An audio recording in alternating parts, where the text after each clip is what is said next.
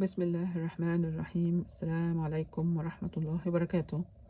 ده منظر واحدة فلاحة أو سعيدية وهي واقفة ولابسة أحسن هدوم عندها ولابسة الكردان بتاعها.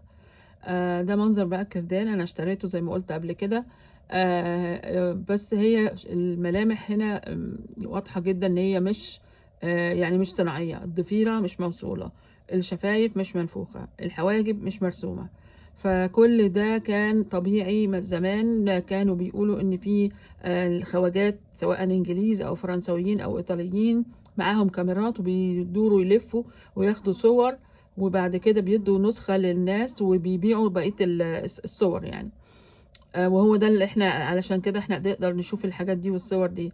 ومع ذلك خلوا بالكم لو هتشتروا الحاجات اللي هي ديت من على النت، السعر خلاص. انت يعني انا جايباه باكتر من حوالي 63 دولار، ولكن هم ما شالوش السعر المصري من عليه اللي هو كان 126 جنيه، واللي هو يعني اقل من 3 دولار.